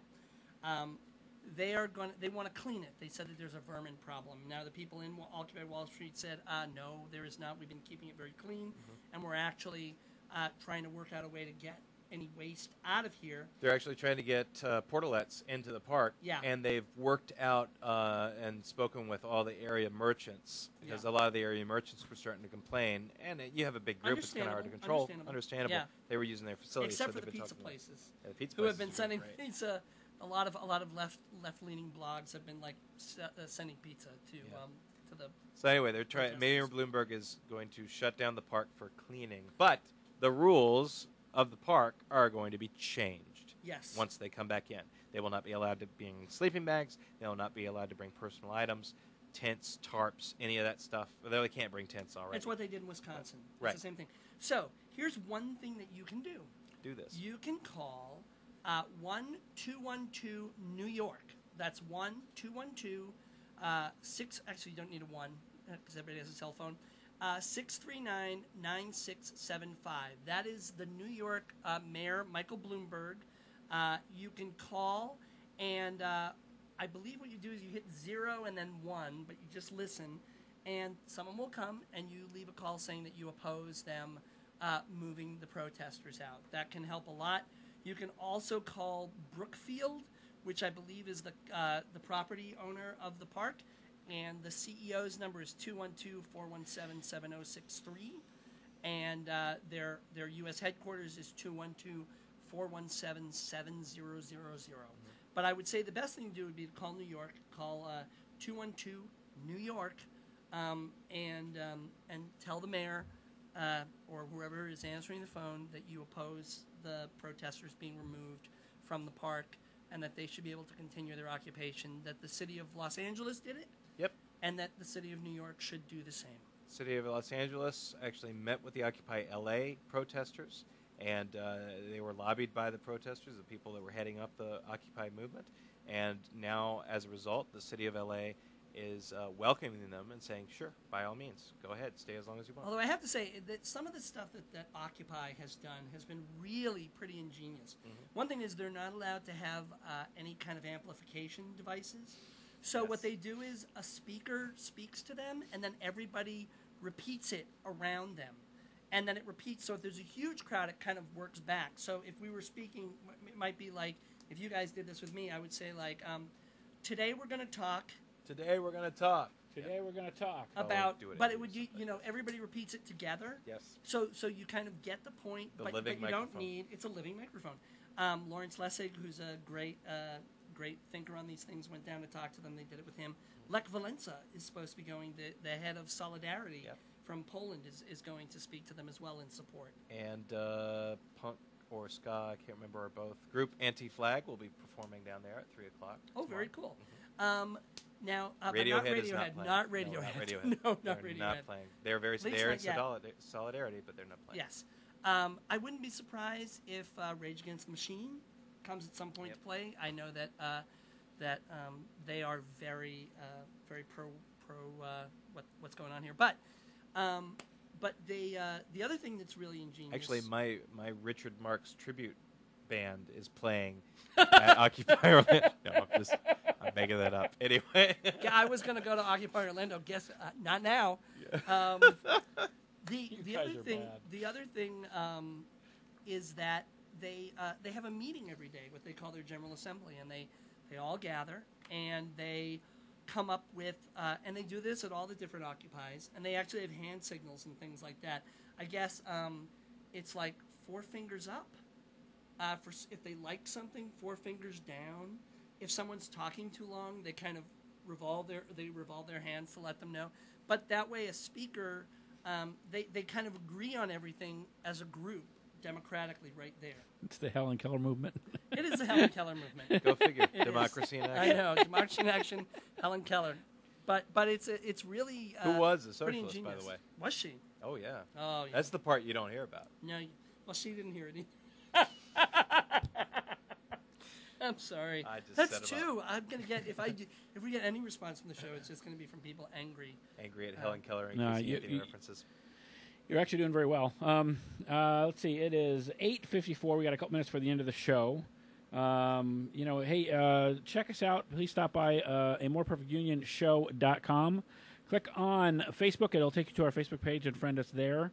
If you'd like to, you can email us at show@America.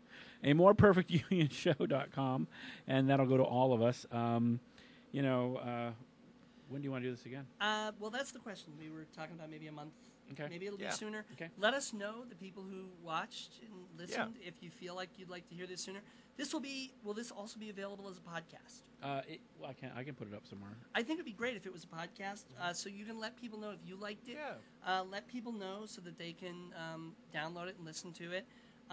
Maybe we could do them not as long and more frequently. We can figure out something, but it kind of depends on whether you guys feel like you got something out of it. Yeah. And, if you and whether horribly it's disagree valuable. with us, write to us. If you agree with us, write to us. Yeah, I mean, If you want to send money, Write to us. Right. Yeah, Yes. well, it really is something that I know we're both passionate about it, but we can just rail in bars and get threatened, or we can rail here and maybe get threatened. No, these dogs are nice and I asleep know they now. are. Well, they're behaving now, yeah. Yeah. All right. Well, again, thank like- you very much for inviting us into your laptop, into your homes. Yeah, we really do appreciate you guys listening, and if there's anything that wasn't clear or anything you want, if you felt like we were too rambling, if you want us to put some funny things in, that we could probably do that too. And if you're an elected official and you want to come down to this little headquarters, a little shindig, sit in the middle, we'll be more than happy to have you too. Candidates. If you're Alan Grayson and you would like to come down, we would love to have you. You can sit on this side of me, not next to Darren. Don't have to sit next to me. It's fine. Because a remarkable politician, but is not always. He's a nice man, and I'm well, that's glad very good. to have worked for I've him. met him a couple times, and I found him to be very nice and extremely tall. He is very extremely Very tall. tall. Anyway, we'll send you out with my favorite singer of all time, Neil Diamond. This has been A More Perfect Union on pgandfriends.com. Again, check us out on moreperfectunionshow.com. Friend us on Facebook. Follow us. We'll talk to you again next time. You guys have a good evening. We've been trapped without a home, but not without a star.